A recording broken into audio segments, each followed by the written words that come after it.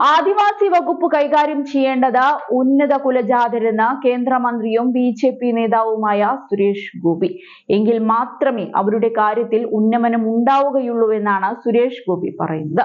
ജനാധിപത്യപരമായി അത്തരം മാറ്റങ്ങൾ കൊണ്ടുവരണം. തനിക്ക് ആദിവാസി വകുപ്പ് കൈകാര്യം ചെയ്യണമെന്ന് ആഗ്രഹമുണ്ടായിരുന്നുവെന്നും സുരേഷ് ഗോപി ഈ അവസരത്തിൽ പറഞ്ഞു. ഇതിനു പിന്നാലെ പ്രസ്താവനയിൽ കടുത്ത പ്രതിഷേധമാണ് ഉയരുന്നത്. ഡൽഹിയിൽ തിരഞ്ഞെടുപ്പ് പ്രചരണ യോഗത്തിൽ സംസാരിക്കുകയായിരുന്നു നേതാവ്. ഗോത്രവിഭാഗങ്ങളുടെ കാര്യം ബ്രാഹ്മണനോ നായിഡുവോ നോക്കട്ടെ എന്നും മുന്നോക്ക വിഭാഗക്കാരുടെ ചുമതലയിൽ ഗോത്രവിഭാഗക്കാരും വരണമെന്നാണ് അദ്ദേഹം ആവശ്യപ്പെട്ടിരിക്കുന്നത്. ഒരു ട്രൈബൽ മന്ത്രിയാകണമെന്നാണ് തന്റെ ആഗ്രഹമെന്നും സുരേഷ് ഗോപി ചൂണ്ടിക്കാട്ടി. പലതവണ പ്രധാനമന്ത്രിയോട് ആദിവാസി വകുപ്പ് വേണമെന്ന ആഗ്രഹം പ്രകടിപ്പിച്ചിരുന്നുവെന്നും സുരേഷ് ഗോപി പറയുന്നുണ്ട്. ഇതിനു പിന്നാലെ കടുത്ത വിമർശനമാണ് സുരേഷ് ഗോപിയുടെ പരാമർശം ക്ഷണിച്ചു വരുത്തിയിരിക്കുന്നത്. നേരത്തെ കേരളത്തെക്കുറിച്ചുള്ള മന്ത്രി ജോർജ് കുര്യന്റെ പ്രസ്താവനയും വിവാദമായിരുന്നു. ഇതിനു പിന്നാലെയാണ് സുരേഷ് ഗോപിയുടെ പരാമർശവും വിമർശനവും ഏറ്റുവാങ്ങുന്നത്. ബജറ്റിൽ കേരളത്തിന് ഒന്നും ലഭിക്കില്ലെന്ന ആരോപണത്തോടും സുരേഷ് ഗോപി പ്രതികരിച്ചു.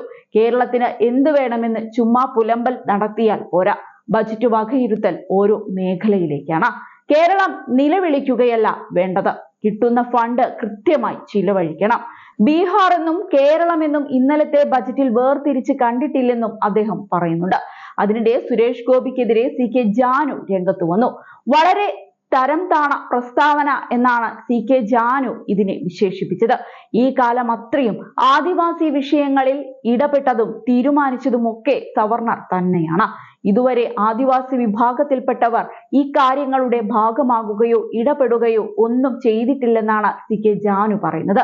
എന്നിട്ടും ഇത്തരം മോശമായ അവസ്ഥയിലേക്ക് ഈ ആളുകളുടെ ജീവിതം പോകുന്നുണ്ടെങ്കിൽ അതിന്റെ കുറ്റകരമായിട്ടുള്ള ഉത്തരവാദികൾ ഇവർ തന്നെയാണ്. അയാൾ ഇക്കാലം അത്രയായിട്ടും ഇക്കാര്യങ്ങൾ ഒന്നും മനസ്സിലാക്കിയിട്ടില്ല എന്ന് വേണം കരുതാൻ.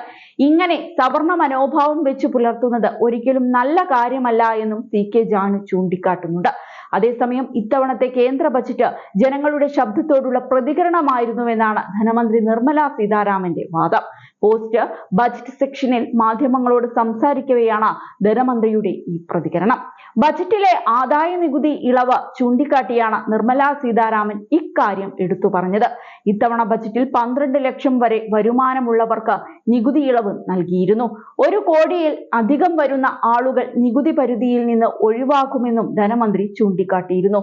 2025-26 കേന്ദ്ര ബജറ്റിൽ റിബേറ്റ് 12 ലക്ഷം രൂപയായി വർദ്ധിപ്പിച്ചതിനാൽ 1 കോടി ആളുകൾക്ക് കൂടി ആദായ നികുതി നൽകേണ്ടതില്ലെന്നായിരുന്നു നിർമ്മല സീതാരാമൻ വാർത്താ സമ്മേളനത്തിൽ അറിയിച്ചത്. 12 ലക്ഷം രൂപ വരെ വാർഷിക വരുമാനമുള്ളവരെ ആദായ നികുതി പരിധിയിൽ നിന്ന് ഒഴിവാക്കിയ തീരുമാനം 1 കോടി പേർക്ക് ഗുണം ചെയ്യുമെന്നാണ് കരുതുന്നത്.